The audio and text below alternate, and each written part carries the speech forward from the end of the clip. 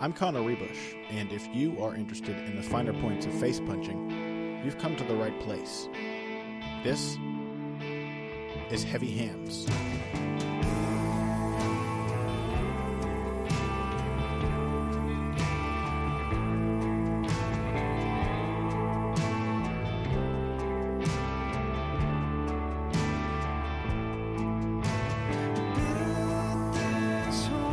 Hello, and welcome to a special retro edition of Heavy Hands. I'm your host, Connor Rebush, and with me is Lo-Fi 2015 Dr. Patrick Wyman. Pat, welcome to the show today. Let's hear that beautiful headset mic. Yeah, that wonderful sonorous sound issuing forth from a pair of Apple earbuds. Yeah, I can't tell, honestly, how good it sounds because I am listening through an equally shitty pair of Apple earbuds. So, very professional production we're running here. This is Heavy Hands. I'm your host, Connor Rebush, and today we have quite a selection of very intriguing fights to get through, really running the gamut of like relevance and interest and what audience each of these fights is supposed to captivate.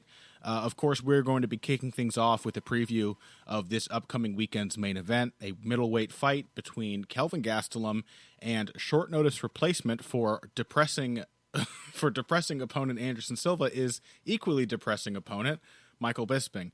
We're also going to talk about a thrilling featherweight prospects matchup between World Series of Fighting standout Shaima Morais and Zabit Magomedsharipov, who we talked very highly, spoke very highly of last time we talked about him, and who definitely delivered in his UFC debut against Mike Santiago. Then we're going to get on to recapping the results of the Werdum versus Tabora event from this last weekend, with a few interesting questions pinned in there as well. So let's kick things off. Bisping versus Gastelum. You claim to be excited for this fight, Pat. I don't know if excited is quite the right term. Is I'm interested in it. Yeah. I think for a second, leaving aside the moral catastrophe of letting a guy who got knocked down and choked unconscious 3 weeks ago fight again, leaving that aside, just going to put that all in a box and leave that over there and not look at that, not look at it and not feel so bad about it. Leaving that aside. No, I think it's actually a really fairly a compelling matchup. Yeah. And this would be Gastelum's biggest name win. If he wins this, I think he's an incredibly interesting fighter and a really, really good one. And my God, if there were a 175-pound division, he would be ruling it. If he could just, make the weight. So I don't know. I'm always interested to see Gastelum get a chance to work, especially against a guy like Bisping, who is like, I think Bisping has been kind of unfairly maligned during his reign as champion because he is very obviously not the best middleweight on the planet, yet he held the title.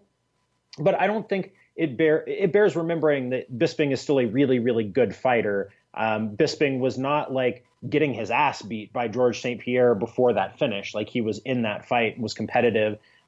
He still beat Dan Henderson. He still knocked out Luke Rockhold. He had been on a good run before that. He's still really good and a fun fighter to watch for the most part. So on that level, I think this is an interesting matchup and I want to see it. Yeah, that's fair. I'm about ready to be done with the career of Michael Bisping, and I like Michael Bisping. I enjoy his fights, and I agree. I think he, as so often happens, we took the narrative of, he doesn't deserve to be champion, and somehow twisted that into he doesn't deserve to be in the UFC or he's a bad fighter. And obviously that has never been the case for Michael Bisping. He was signed to the UFC for a reason because he was like one of the very best, most interesting fighters out of the UK, and kind of remains that way today. But now I have this image of Bisping in my head as like an old man with one eye who he got his belt to put on the mantle, and I just don't want to see him fight younger, fiercer fighters. Is Kelvin Gastelum the caliber or type of fighter to thrash Michael Bisping? I'm not 100% certain, but I do have this niggling sensation that he might be. Then again, Pat, I also thought Marcin Tabora might be too young and too fresh for Fabricio Werdum. Although, as you noted to me before the show began, that set a record, that fight, for strike zone in the heavyweight division, which is, I imagine, the way that people must react when I tell them that I do a podcast, which is one of the most popular striking analysis podcasts out there. They must say, is this really the state of MMA podcasting? Has it fallen so far? Yeah, I mean, we'll absolutely discuss that dubious honor accorded to Werdum Tabora in the next segment. So is Kelvin Gastelum, ready to knock Michael Bisping off, or is he in the Martin Tabora category? No, Gastelum is legitimate. Gastelum has been a legit talent for a long time. I think in terms of, he's one of the very best pure talents that we've seen. He's got a game that's well put together. Yeah. He works at an incredible pace. He's got good footwork. He's got good fundamentals. He's got big power in his hands, puts together good combinations. Has real natural instincts and feel, especially as a counterpuncher. He is an explosive takedown artist. The only flaw in his game is like kind of spotty takedown defense, but Bisping is probably not going to be the guy to test that. He was before the end of that fight with Chris Weidman, Gastelum was whooping his ass too. Mm-hmm. I mean, he is a genuine, legit top fighter, even drastically undersized at 185 pounds. He's a top shelf guy. So, I mean, I think he is every bit the talent that he has been made out to be and more. And if he can ever get his weight under control, I think he's the favorite to be the champion at welterweight. But I don't know that that's ever going to happen. Do you think he only has that shot at welterweight, though? I think giving up so much size, we saw how that cost him against Weidman. Yeah. The top middleweights, guys like Weidman and Rockhold, they are light heavyweights. They're huge. Guys like, can you imagine Kelvin Gastelum stuffing the takedowns of Jacare or Yoel Romero? How much huger than him those guys are. Yeah, I mean, Jacare would probably have 15 or 20 pounds of clean muscle on Gastelum in the cage. Gastelum could still win that fight. I think he could still beat Luke Rockhold. I think he could still beat any of those guys. But as you get up there against the very elite of those divisions, you're talking about an enormous size disadvantage and a style where you really rely on your ability to scramble out of takedowns that gets shut down by bigger, more powerful guys. Yeah. So that's really the trouble. Whereas at welterweight, there aren't a lot of guys who are quite as lethal with quick strike grappling as there are at middleweight. Mm-hmm. So it's not just the size thing. It's also the kind of metagame that gets played at 185 pounds is more problematic for him. Yeah, that makes a lot of sense.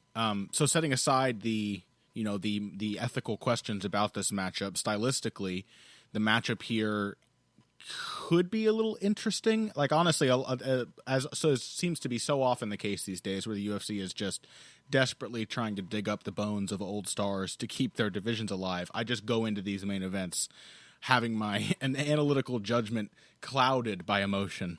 But in the case of Michael Bisping,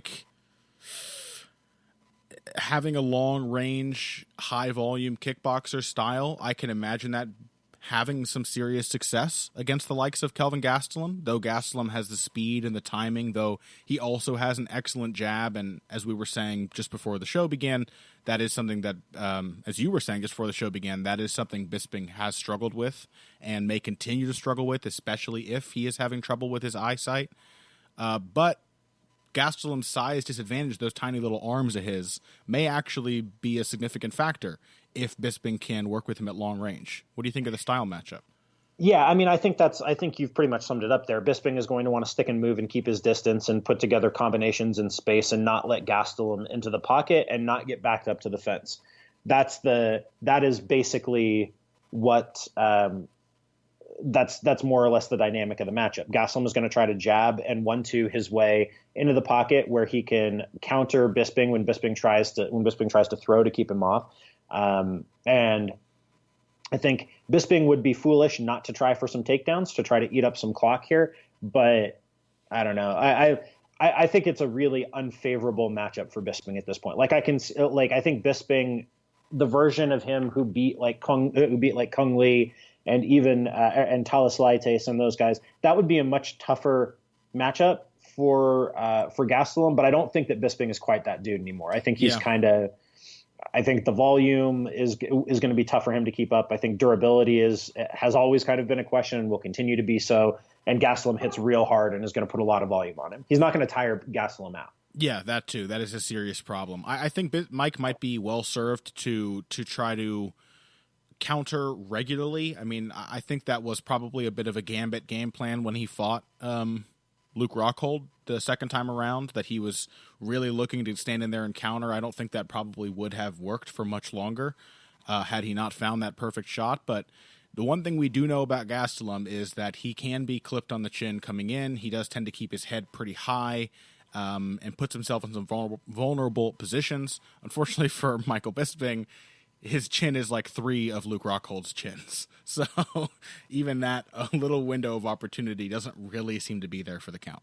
So it seems like Kelvin Gastelum, the heavy favorite, and both of us agree he should be that way. Let's move on then to the one that I think we are really excited about on this card. And boy, this card. If you thought you didn't recognize... Do you have a prediction for Bisping Whitaker or for Bisping Gastelum? Bisping Whitaker, what a cruel man you are. What an evil imagination you have, Pat. Certainly. Yeah, I'm going to go with Gastelum in, let's say, a second round TKO. Okay. Yeah, I like second or third round. Sounds about right to me. So, yeah, if you thought last weekend's card, by the way, was utterly devoid of recognizable names, this one will really knock your socks off. Although I will say, once again, we have one of my favorite fighters on this card, Li Jinglong. And last week, Pat, I'm going to pull up the sound clip now of you telling me that it's beneath us to talk about Frank Camacho, because Frank Camacho versus Damian Brown, it was probably the best fight on the card. It was fun to watch. That is not... Oh my God! the best fight on a soon to be forgotten fight night card in Australia between two random ass dudes. Like, it is. There's no greater meaning to that fight than exactly what we just talked living about. In the moment, Pat. That's all. Just enjoying the fights as they come. You know, what else can I do? If that's what you're getting out of it, I'm not going to judge that. But that is no longer enough for me with a fight. You're not going to judge it? Are you sure?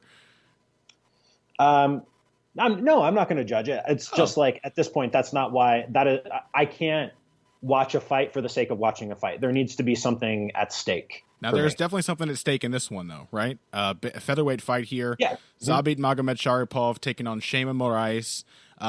Both guys very highly touted prospects. I would say that there's a little more momentum now on the side of Magomedsharipov because he did just have his UFC debut quite recently. And didn't he have a layoff of his own before that debut? Not a long one, I don't think. Did he? Let me see. He was out for a year. Okay. His last fight before that was in September of 2016, but he came in, fought Mike Santiago, who was a replacement opponent, much tougher even than his original opponent, and still really just had his way with him. Put on a sublime, technical, exciting performance in which he tried about 13 different varieties of the Showtime kick, mostly from close range, spinning, jumping, heel kicks to the face, and all kinds of crazy shit like that, as well as just having a very tight technical boxing game, phenomenal top game in jiu-jitsu, looking really good. And then Shaima Morais was around the time that you were doing your prospect reports, Pat, a few years ago now, was like touted in much the same way as the guy to look out for coming up in this division at bantamweight at the time. Yeah, he was one of a really, really talented crop of bantamweight prospects, along with, like, I had him up there with Aljamain Sterling and Tomas Almeida, and Marlon Moraes was a bantamweight prospect at that point. Like, he was one of a whole crop of these dudes who have turned into really, really good fighters. But the difference between Moraes and those guys was that Moraes was really raw. Moraes had only been a pro for like a year and a half at that point. So I knew it was going to take time for him to kind of develop. But like, there's a lot that can go wrong in a fighter's career between the year and a half mark and what's now the 5-year mark of a guy's career. And a lot of that stuff has gone wrong for Moraes. So he blew out his knee. That was the first thing. The second thing was he signed with World Series of Fighting, and they just would not give him fights. He signed with them on a contract that like probably looked really good on paper, And then it was one of those things that they did where they would offer guys fights, but say, look, we can't pay you what's in your contract. We're going to have to pay you less than what's in your contract. If they could even scrape together enough money to offer a guy a fight at any price. So we ended up having 4 fights in World Series of Fighting in like 3 or 3.5 years. Like it was it was kind of a nightmare situation, and he was very upset about it. And like the only way that he could get some of those fights was by threatening to sue them. So he ended up in like this terrible position where in years where he should have been having lots of fights and getting lots of cage time against lots of different kinds of opponents, he just was not getting that. Also, I don't think he's been trained exceptionally well. I think he's done a lot of brawling type sparring at Black House and has not gotten a lot of like really technical skill instruction. But with all of that said, he remains an incredible talent. He's really fast. He's really athletic. He hits really hard. He's a strong kicker. He's got some real technical nuance to his game. He's got great timing on his counters and just enormous power in his hands. So there's a lot of potential that's still yet to be scratched, but he should now be in the prime of his career instead of a guy who like represents untapped potential. Mm-hmm. Thank God that's my evaluation. Our favorite mainstream promotion of the UFC. Thank God they're doing so much to lobby against the expansion of the Ali Act, right? Yeah. We want to make sure that more, because that's for the good of the sport. We want to make sure that prospects like Shaima Morais, like insane talents, just get fucked by contracts. That's what we really want to see. Absolutely. That's what we're looking for. It's something we don't talk about enough, I don't think, is how easy it is for a fighter's career to be derailed, even though obviously being in the business of sort of saying who is a fighter to watch, who's an up-and-comer, and who isn't, you know that you've seen, we all know that we've seen countless fighters that just don't pan out. It happens all the time. I remember the expectations of what the path might be for Mike Rhodes. And Mike Rhodes utterly fell apart in the UFC and just could not get any momentum going. Likewise, Will Brooks, who we'll talk a little bit about later in the show. Like, you can have the most talented fighter in the world that you've signed, and there are just so many ways for even the perfectly built fighter to have their career fall apart before their eyes. Eric Silva, great example of that. Yeah. Anybody remember Papi Abedi? Papi, barely. Yeah, that's my point. It's crazy. There were lots of dudes like that. I mean, the road from top prospect to elite fighter is littered with the corpses of other promising fighters who just could not quite make that jump. Yeah, that's the thing to remember, is that it's not just that there are loads of guys like that. There are more of those guys than there are ones who make it in some sense, by far. Just simple math. Like, even there are so many different ingredients it takes to put together to build a perfect fighter, to build a good fighter. And even then, there are so many other ingredients and outside influences that have to come into effect there. So Shaima Morais basically coming back, maybe the narrative of this fight could be trying to reassert himself as a top young fighter to watch, still 27 years old, still has should have some time to continue putting his style together. But how do you think he matches up with Magomedsharipov now at the moment? So I think it's going to be kind of hard to say because Morais has been off for like a year and a half. And in that time, he's been training a lot. And he's been training with Rafael dos Anjos. He's been getting in good sparring. He trained with there's pictures of him sparring with like Luke Sanders. He's been working with good guys. Whether that includes some technical improvements is really what I'm going to keep an eye on here. Because in his last couple of fights in World Series of Fighting, he kind of fell into a really low output, low volume style where he looked to counter, and he especially looked to just kind of bang in the pocket. And that suits his power, and it suits his speed, and it suits his timing, but that's not real sustainable, first of all, and it builds on some of his worst tendencies from early in his career when he would just because he was so much bigger and stronger and more athletic than guys, he would just kind of horsepower his way through them. And that is not going to work against Zabit Magomedsharipov, who has, I think, probably a technical edge on the feet, if not a power and speed edge. And I would say that Magomedsharipov has a substantial wrestling edge too. So that's all worrisome stuff if you're coming at this from the perspective of Morais. Do you think that one of the interesting angles for this, though, is the physicality of Morais, who, as you said, has made a habit, sometimes to his detriment, of powering through people. Magomedsharipov definitely doesn't have the build of of what we would think of as like a stocky, powerful person, though I do think he has some sneaky strength in those long limbs. Do you think that Morais might have some early success against Magomedsharipov if he does come out all aggressive, all looking to overpower him? If he were a faster starter, then yeah. But in his last few fights, Morais has really started slow, like really slow. He didn't go on. In his last fight against Luis Palomino, like he didn't throw a strike for the first minute, and he only threw like one strike in the second minute of the fight. He has like a lot of Muay Thai experience, and so he tends to start off like an old school Muay Thai fighter, where you just don't do a lot at the beginning and you kind of gauge the speed and timing, and then maybe after a few minutes you start to engage more. Although it's also difficult to look at his recent performances and say, oh, he's using that first minute to evaluate carefully all of his openings, you know? He kind of ends up just kind of banging. Start slow, and then, it becomes a brawl. Shaima Morais, lots of wild swings when he does, like, his timing, I think, is what really sets him apart still from a lot of other fighters. Like, he is a fighter who can go a long way still just based on throwing same-time counters.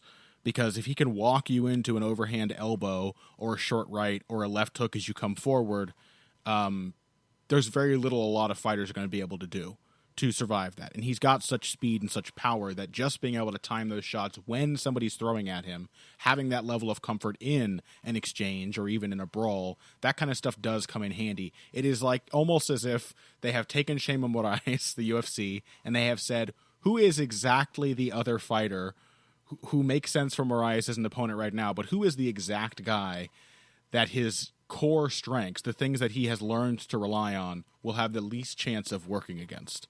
And I do think that is Magomedsharipov. I think he's just, his composure is the thing that really stood out to me in a fight with Mike Santiago. The fact that Sharapov, we'll draw a contrast. We talked about Anthony Pettis on last week's show. Magomedsharipov squared up with his back to the fence as Santiago was coming forward, something that has happened to Anthony Pettis many, many times. The difference in what those two extremes would do in the same situation is pretty wild, because we know Anthony Pettis will keep his feet square, just start sort of winging punches with both hands, try to skirt along the fence. Magomedsharipov stood his ground for a moment, waited for Mike Santiago to throw, slipped, countered, and then sidestepped, and then pivoted out. Everything was very balanced. It was exactly the right kind of counter to throw when somebody's trying to come in low underneath you when you're against the fence. And he made sure, even in that somewhat compromised position, to make Santiago miss before he went for the opening and tried to get himself back into safer waters. That is the kind of stuff that I think will give Shaima Morais serious trouble. Yeah, it's good. That kind of thing is going to give him fits, because Morais does his best work when he's pressuring, and Magomedsharipov is not going to be easy to pressure. Yeah. I think the fight pretty substantially favors Magomedsharipov. But with that said, I do think Morais is a good fighter, and I think he's going to be a fun kind of an action guy in this division if he can stick around. So we'll see. I mean, it's an interesting reminder. We were talking before about prospect development. Like, Morais has only been fighting for 5 years. I think he's only 25 or 26, maybe 27. Like, he's a young guy. He's in his physical prime. You could still see like a big jump from him in terms of what he's capable of. That would not surprise me all that much. Magomedsharipov, though, I think is like a real rising star. I think he'll be a top 10 fighter within a year and a half if he can stay healthy and stay in the cage. Yeah, one of now two fighters at featherweight that I am very much hoping I get to see fight somebody like Max Holloway in a year or two. He and Alexander Volkanovski, who we'll talk about in the next segment. And on that note, why don't we wrap this one up? When we come back, we are going to get into talking about last week's card, that amazing, record-setting main event between Fabricio Werdum and Marcin Tabora, and more after this. Hey everybody, thanks for listening to this week's Heavy Hands. If you like what you hear, please consider pledging to support the podcast on Patreon. Patreon is basically continuous crowdfunding. You sign up to contribute a certain amount per month to help us with production costs and the like, and in return you get rewards ranging from a mention on the Heavy Hands website to a question or topic of your choice being discussed on the show. We have a lot more in the works to reward you for your help, and we appreciate every contribution. No amount is too small. Just head over to patreon.com and find how you can help out, the only show dedicated to the finer points of face punching. Now let's get back to it. And we are back. Let's go ahead and jump in to Fabricio Werdum versus Marcin Tabora. What was that record number, Pat? Do you have it on hand? I am looking at it right now. It is 282 combined strikes. Boy, we're all going to remember this one. To your point earlier, we are all going to remember this fight for the the record number of strikes landed and thrown by these two heavyweight behemoths. What do you think of this matchup? I thought, Werdum looked fine. I thought he looked much more refreshed, although honestly, it's not like he, as in many of Verdum's performances, he didn't do anything that blew me away necessarily. He just looked like he had some measure of his confidence back. He will spend a good portion of the fight coming forward, which is something that I thought he needed to do. He worked his jab really nicely, used it to interrupt Tabora. Really, though, I see this fight and I see Marcin Tabora sort of failing to adapt to what Werdum was showing him. I thought there were opportunities here for the younger fighter in Tabora, especially one with a sort of weirder, more creative striking arsenal. I didn't really think he took full advantage of the openings that were being given to him. I mean, this is one of those things where a lot of what Werdum does isn't particularly mind-blowing. I mean, he's just a really solid, consistent fighter who's smart, reads his opponent well, adapts really well, and is somehow in good enough shape to go 25 minutes despite, despite this being a pretty short notice fight. Mm-hmm. That's just what he does. And when you're in shape and durable and smart and are willing to throw 15 strikes a minute as a heavyweight, you're going to win a lot of fights. Mm-hmm. It's really that simple. It's exactly that straightforward. If you can not get knocked out by a guy who isn't a big puncher and you have way more experience and depth of skill than that guy does, Tabora is probably at this point a marginally more talented fighter in terms of his physical gifts. But he wasn't going to knock Werdum out if he didn't land one of those head kicks. And so that turned it into a 25-minute fight where one guy just knows more and works faster than the other. Yeah. And that was really it. It was really pretty kind of a straightforward thing. It was sort of a schooling in that sense. It was sort of Werdum saying, when you're 39 centuries old, you'll learn to fight like this too. Tabora was just, I think he had too many ideas for what he could do. And that was the thing that really set Werdum apart from him. Werdum is a very meat and potatoes striking game, but that is in part what allowed him to become so seemingly overnight a really effective kickboxer when he first started showing a lot of these skills off. He just sticks to the basics and he only does things that work exceptionally well, like the jab, for example. The jab, which Werdum often throws with very little body commitment whatsoever. It's just almost like a trip hammer, snappy sort of arm punch. And it works exceedingly well at heavyweight because most heavyweights just aren't fast enough to get out of the way of it. And when your hands are the size of, a large can of crushed tomatoes, then it hurts to just get snapped in the face over and over with that left hand. Watching this fight, I was forced to think a lot about the nature of the heavyweight division, specifically about age. Because, of course, we've mentioned this many times, heavyweights are old as shit. They're extremely old. And the top of the heap at heavyweight are older still. Because the guys who make it tend to stick around after they've made it for a long time.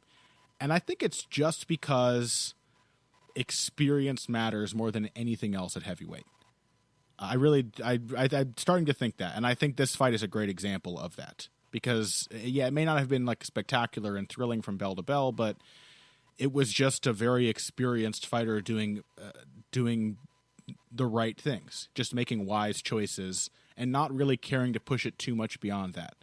And I have some measure of respect for that, for the way that Werdum carried himself in this performance. Yeah, it was a classic crafty veteran performance where he just did the right things over and over and over again. And especially the way he worked the body, he landed 30 something body shots. He landed a whole bunch of leg kicks. He was just very consistent. He threw his combinations and he went out there and he pressured not recklessly, though. He knew that Tabora did not offer a lot off the back foot. He knew Tabora did not offer a ton in the clinch. That's not that it's like Werdum accepts as a matter of course that he's going to get hit in a fight. And he's willing to take those shots, knowing that he's probably going to land more of them.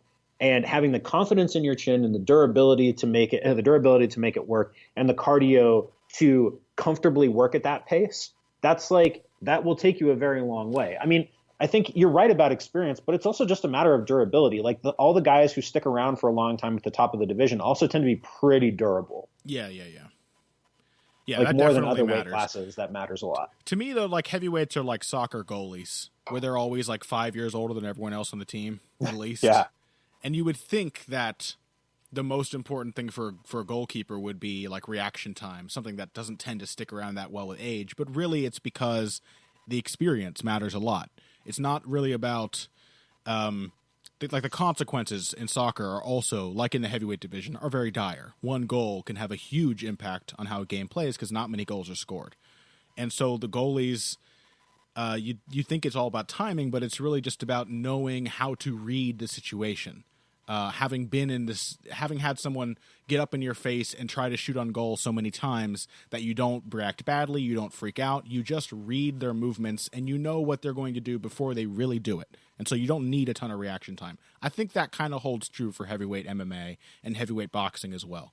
Like the experience of just knowing this is what he's going to do next and I'm not going to be there for it matters, I think, even more than durability, which is why, like Fabricio Werdum stands out in a fight like this, but he also can have sort of a stalemate or close to a stalemate with Alistair Overeem. Despite both of them having very different levels of durability, I think their shared experience comes into play. As for Tabora, like what's the deal with the guy who moves his feet that much without a clear idea of why he's moving them? I mean, Tabora just couldn't counter Werdum because he just kept like stepping out of stance. I don't understand that. That's one of my least favorite things about MMA footwork, but Tabora was all over the needless stance changes in this fight, just constantly changing the position of his feet. Every time Werdum stepped forward, every time Werdum threw or feinted, Tabora would just abandon his stance and start walking in some weird way. And like, you're not going to be able to hit him hard from there. And that's really what he needed to do, was just to hit Werdum really hard coming in. And he couldn't do it. Yeah, I mean, but we discussed that before the fight. Like, we both identified that Tabora was not like much of a counterpuncher. There were a couple of times later in the fight where he tried that, and where he tried to throw a couple of backstepping counters, where he tried to plant and throw, where he tried to pivot and throw. And when he did, it worked. But it was so little, so late that like by the time Werdum figured out that he could just kind of pressure with impunity, Tabora had exhausted his store of what he had to offer in that regard. It's pretty impressive, too, that Werdum hasn't lost any confidence in his chin. Like, after the Stipe Miocic fight, I was struck by how little he reacts to being hit square in the face. Yep. He doesn't even blink. Flush head kick. Yeah, a few of them. Like, he doesn't even blink when he gets hit in the right in the eye. His eyes don't close. He's pretty tough. He's pretty composed. And I think that comes down to experience. But let's go ahead and talk about the guy that I think we really want to talk about. Alexander Volkanovski was on this card. He's someone that we praised and were excited for on last week's show. Both of us have been saying for quite some time, probably since he made his UFC debut or just before, that he is one to watch. And boy, did he look like it against, admittedly, a fully passive opponent in Shane Young. A talented opponent, one who was good enough to play defense and deny Volkanovski the exciting finish he wanted, but one who basically had no recourse but to play defense that seemed open to him. Yeah, I can't disagree with any of that. I mean, I thought what really stood out to me, and I watched this fight very closely, like more closely than I watch most things. I mean, not that I don't watch other things closely, but I was really trying to take this apart and figure it out. And what stood out to me is the same thing that stood out watching Volkanovski's last couple of fights, is how smart he is. He just makes really good decisions. He doesn't hold on to takedowns for longer than makes sense to do so. He doesn't sell out to try to hold on to a position for longer than he should. If the next step, the logical next step from a particular position is either I burn a ton of energy trying to keep this guy down, or I let him up and then I hit him a couple of times. He always takes the latter option. So the pressure is just constant. The risk of getting hit really hard by him, because he's a big, powerful puncher, is always there. The shot selection is really good. Like, he never throw, if the right shot is a right hook, then he's going to throw a right hook. If the correct shot is a left elbow, he's going to throw a left elbow. If he keeps diving forward with a right hand and then following that with a body lock, and his opponent starts ducking to avoid the right hand and the body lock, then he starts throwing an uppercut. Like, it's all just really, really smart stuff, and not complicated really, but the game that it all adds up to is really, really smart. Mm-hmm. Yeah, Volkanovski is his style sort of belies that intelligence in some ways, because he is such a brutal fighter. He throws almost nothing but power. He like, that's the thing. He doesn't like coming behind feeler jabs and stuff like that. He pretty much just tries to bomb you with a shot, though he usually has something he's willing and ready to transition to after that shot. If not something he has already decided he's going to transition to, and that's why he threw the hard shot in the first place. But he does just bomb on people. So I think it's easy to look at him and think that he's crude. But it sort of reminds me of like for example, in this fight, he went for a switch kick as Shane Young was circling along the fence, and then abandoned it. It was maybe have even just been a feint, set the foot down, and came back with a right elbow because he noticed that when he went for the switch, Shane Young recoiled and started moving to his left into the path of the right hand. Like, it's all full power, but because the pressure is working, you're going to react to that power. You've got to do something about it, and that's where Volkanovski lives. It's exactly that, though. Like, he threw that left kick a bajillion times over the course of this fight, right? He threw it to the legs, he threw it to the body, he threw it to the head. And the whole point of that was to push Young toward the right hand, because what Volkanovski wanted to do was throw a right hand and was throw like a coming forward right hand and then dive into the clinch, or dive onto a takedown attempt. Like, so those are three really basic things, right? You have a left kick, a right hand, and a step forward into the clinch.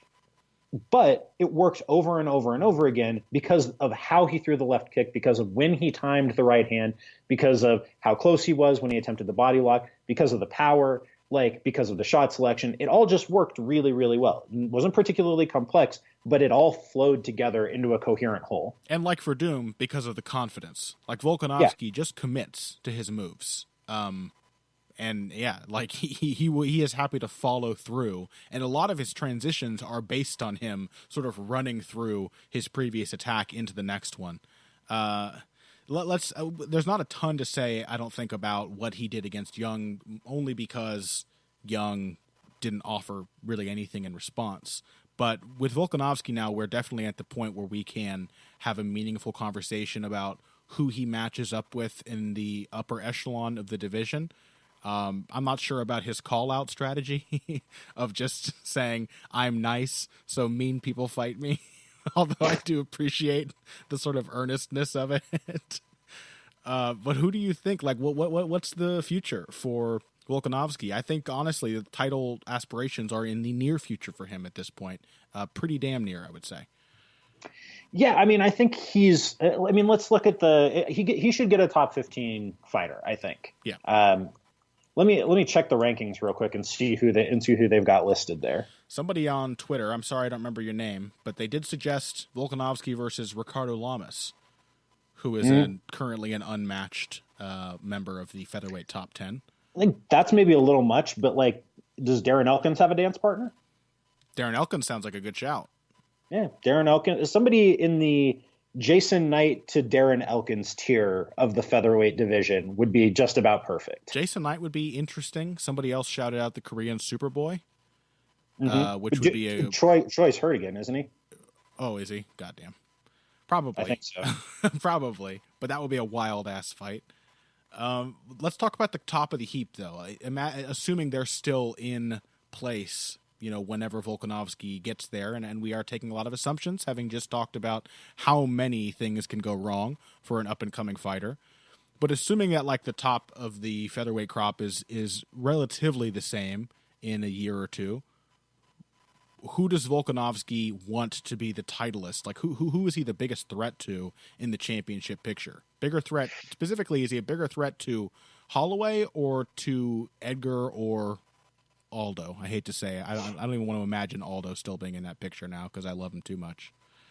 Yeah, I mean, I think potentially to. I don't know. I mean, I think this is what we're going to have to find out. This is why I'm not quite ready to start projecting Volkanovski against guys like that yet, because I want to see how he deals with somebody like Renato Moicano, because we don't know what he would do against somebody who has good, clean, fundamental footwork, who throws volume on the feet, and who isn't going to be utterly intimidated by his physicality or overwhelmed by his physicality.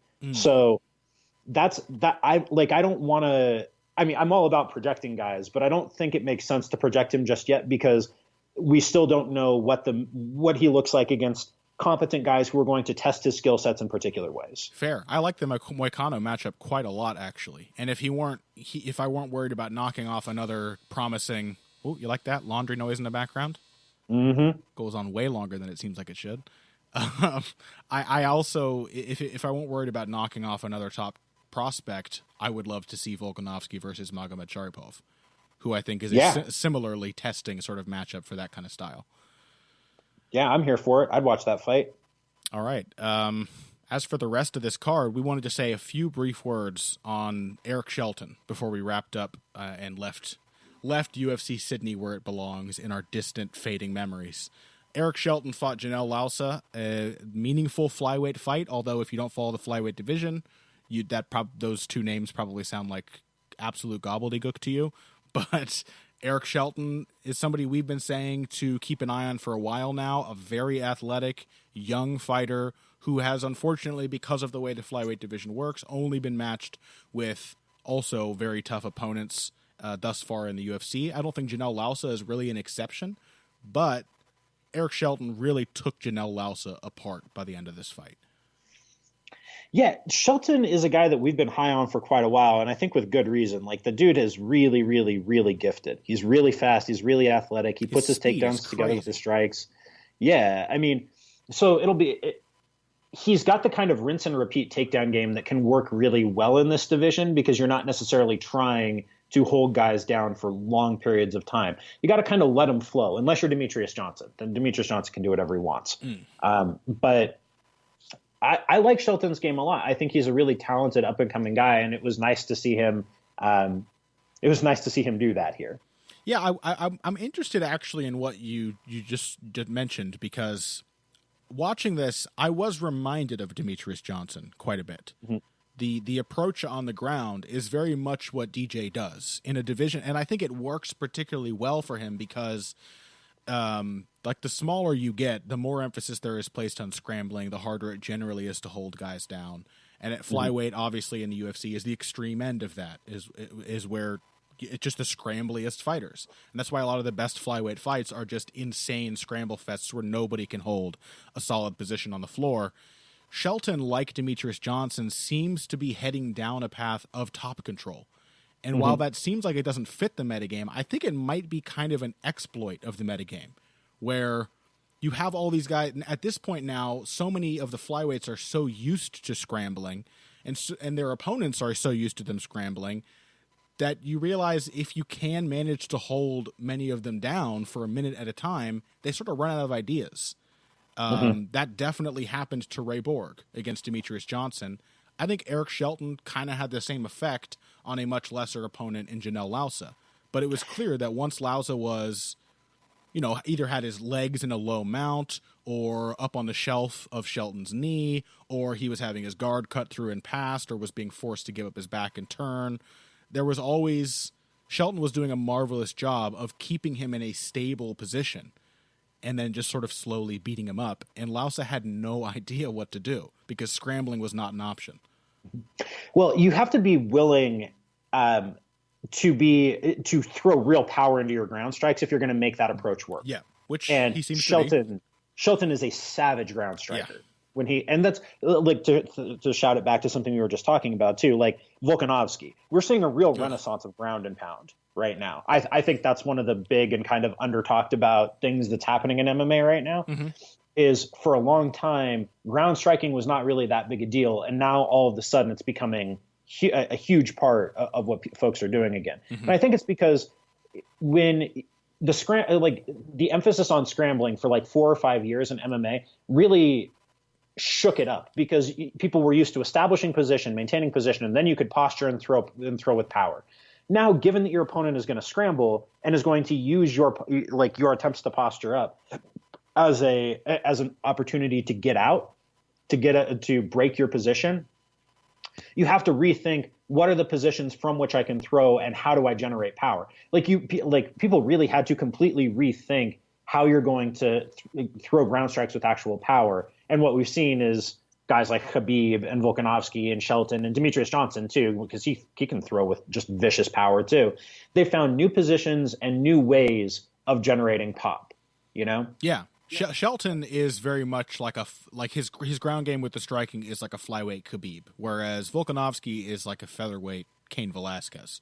The approach definitely differs, and I do find like the very control-focused ground and pound approach to be kind of newly fascinating, because I mean Shelton was doing a lot of good work from guard, which is kind of something that we forgot about in the last. I think that only really happened when Lauza was just done, though.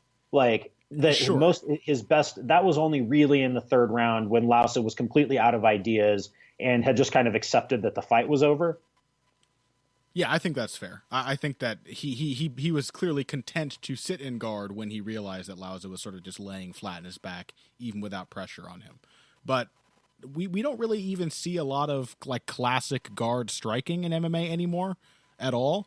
And Shelton made a lot of hay with just like body head over and over again from those positions. But with a lot of power. Like you could hear those shots landing. He was putting his weight into them and making them count. Yeah, I like Shelton, man. I like a lot of what I see from him. He's got, like Demetrius Johnson, he's got a lot of speed, but he sort of also has like this strongman style for the division. The interplay between those two is pretty interesting. So I'm looking forward to seeing where Shelton goes from here. And he looked very impressive against Lauza.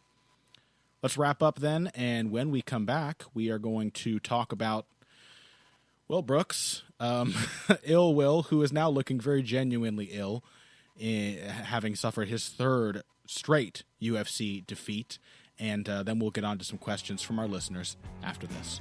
Financial support is fantastic, but there are other, even easier ways to support Heavy Hands. Perhaps the best is by spreading the word. We know our fan base. You're all cool, popular people with serious social media presences. You're tastemakers and trendsetters. Okay, there are one or two of you that don't fit that description. You know who you are, but no matter what, you can always help us out by telling folks about the show. And you can also give us a positive rating and review on iTunes and Stitcher, things like that.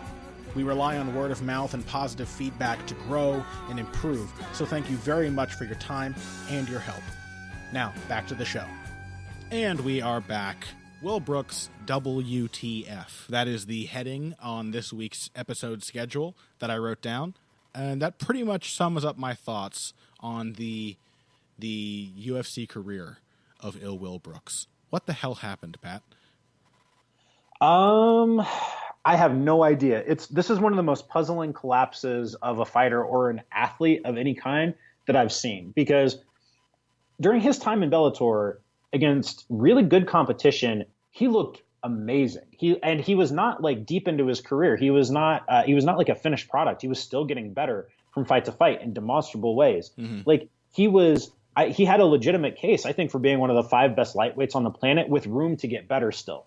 And then he comes to the UFC. He has that kind of weird fight with Ross Pearson in his debut. Yeah. Then he gets the crap kicked out of him by Alex Oliveira, gets immediately choked out by Charles Oliveira, and then gets choked out by Nick Lentz, like in the weirdest way possible. I mean, some of these have to be kind of mental things. Like,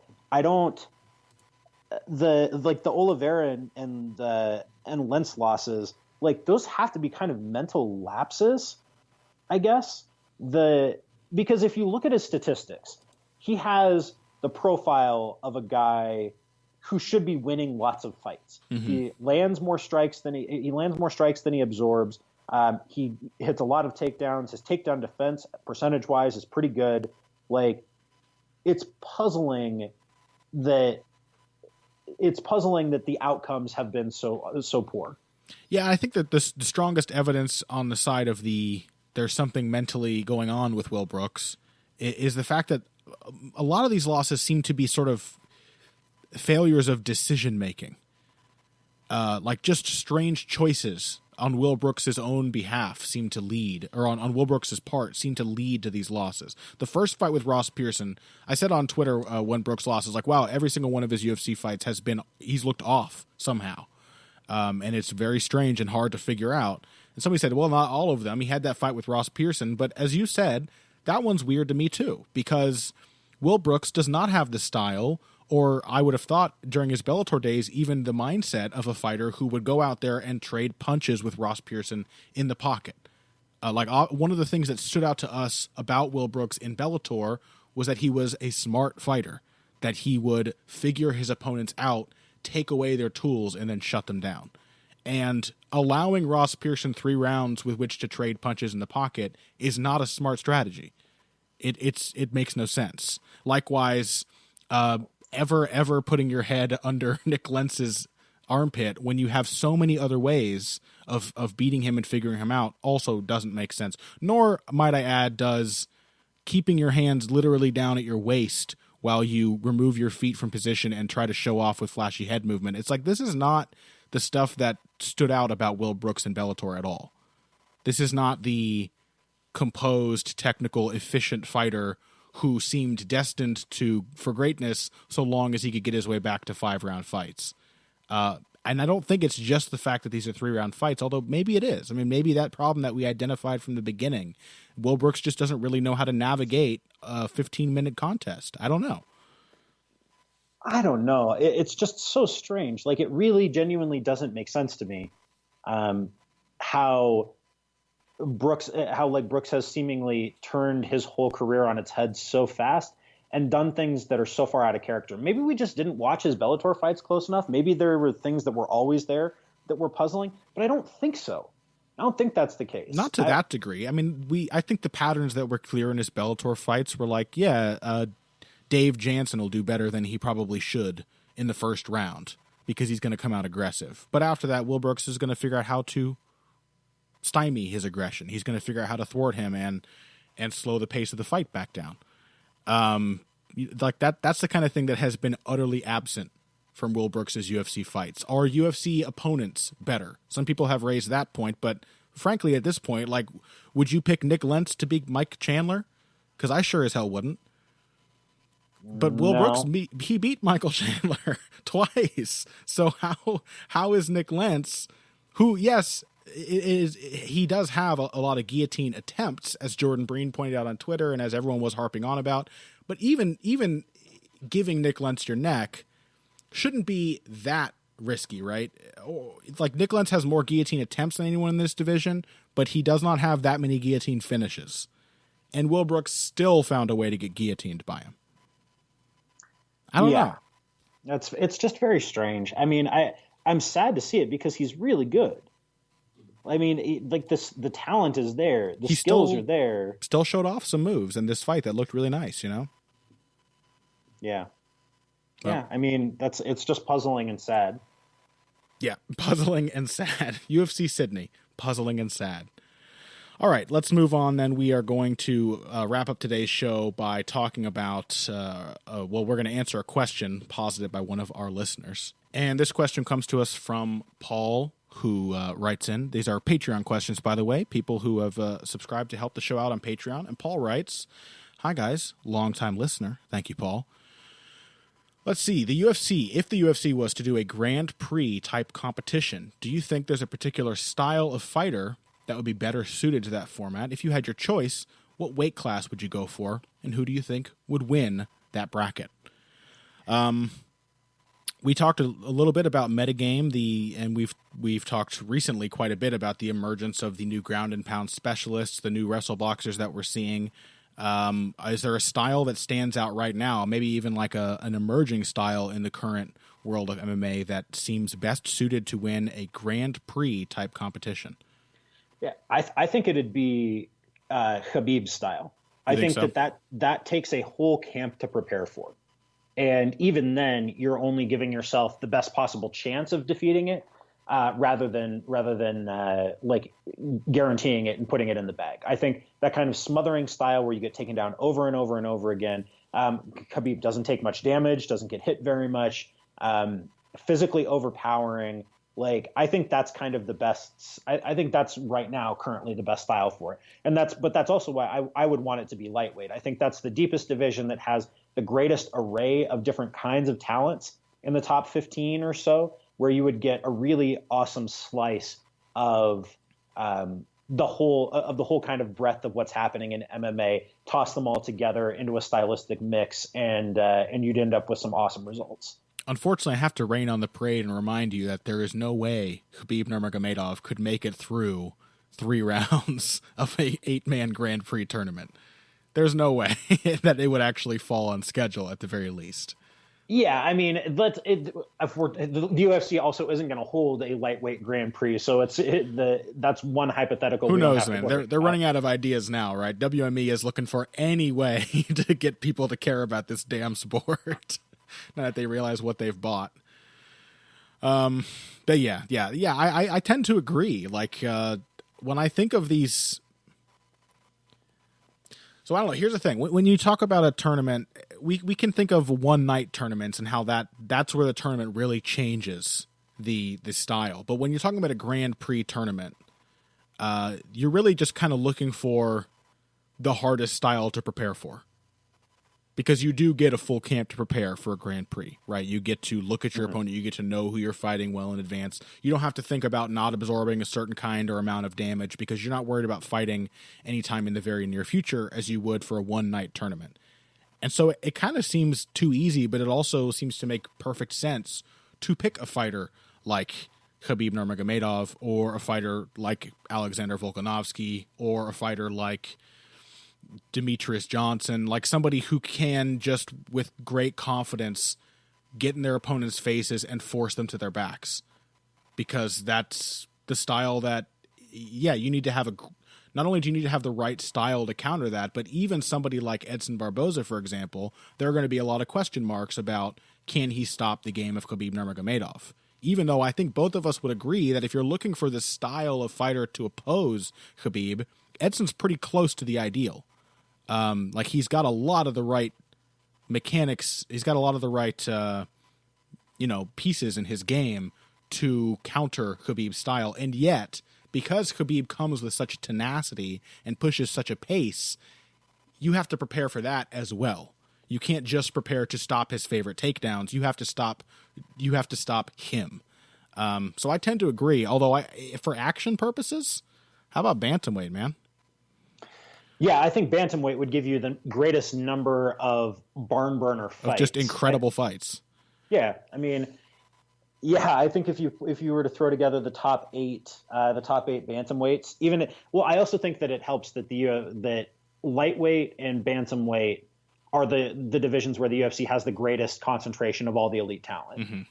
So, like a welterweight Grand Prix, think about how much better that would be if the UFC also had Douglas Lima, Rory McDonald, and Lorenz Larkin to toss in there. Oh, God. Or my God. And Andre Koreshkov and guys like that. Yeah. It's weird, but welterweight, like the UFC really needs the young guys to come through there, just because the top of the division right now is not that overpowering. It's certainly not as much as it's historically been. So lightweight or bantamweight. Featherweight needs a little while to mature, I think. But it's close. It's close.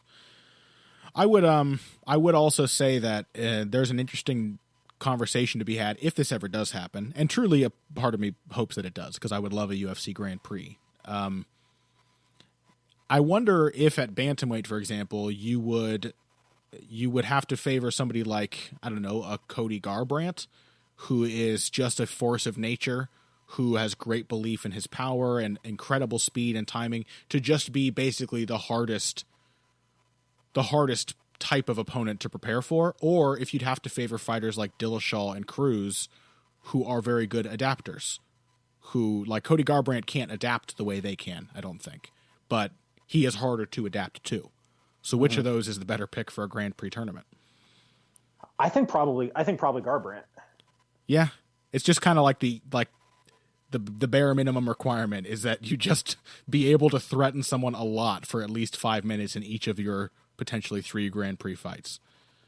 Yeah. Garbrandt, like Khabib, probably takes a ton of preparation, a ton of settling your nerves, a ton of, not freaking out when you realize that his right hand just whizzed 3 inches away from your nose, just whizzed past, the same as like the adrenaline dump Michael Johnson must have felt when he shucked off Khabib Nurmagomedov's first takedown and then had to deal with another one 3 seconds later. That kind of stuff is, yeah, I tend to agree. That's the stuff I would favor in a tournament.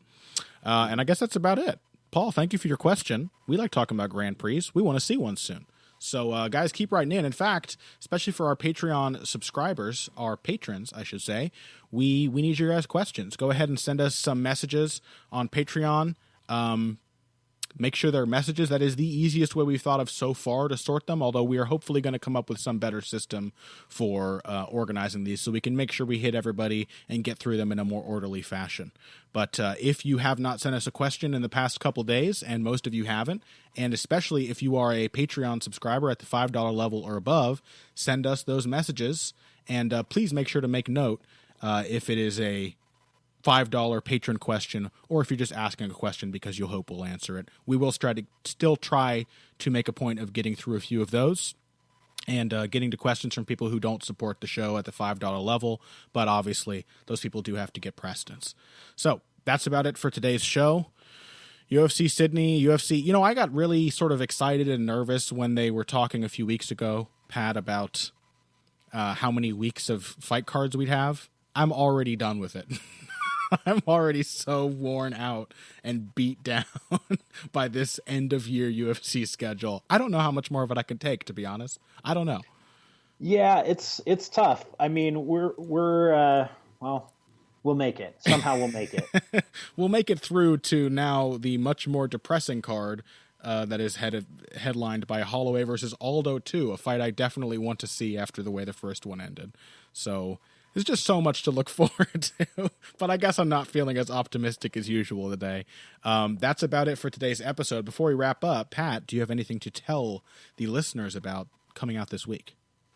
I have a new episode of Tides of History on how Latin turned into the Romance languages. What kind of processes were involved in doing that. I also have 2 episodes that have just come out in the last couple of weeks on the rise of capitalism in the early modern period and how people experienced that. So I followed 2 people, a Venetian merchant and a English wool trader, and talked about how their lives reflected their changing expectations about how the economy worked and how they experienced that. So those are 2 of my favorite episodes to put together. I think you might enjoy them if you tune in. And now one on linguistic history coming up. Damn, staying busy and all with very interesting topics. Trying to. Yeah. As for me, I'm gonna pull the classic Pat move and say not that much. I got a couple things that are still in the works that have been delayed, but nothing new that I'm ready to announce just yet until I start cranking shit out. But keep an eye out in the near future. Otherwise, nothing specific, and we'll see you guys next week. If you came here for the finer points of face punching, you came to the right place. But before I tell you what show you just listened to, I should also remind you to find us on social media. Pat is at Patrick_Wyman on Twitter, and I am at Boxing Bush. That's BUSCH. Find us both on Facebook, facebook.com/Patrick Wyman MMA or /Connor Rebush MMA. Find out our work elsewhere. Support the show. Give us a positive rating and review on iTunes. Do all of that stuff. And we thank you sincerely for your support. And if you did come here today for the finer points of face punching, you came to the right place. This has been Heavy Hands.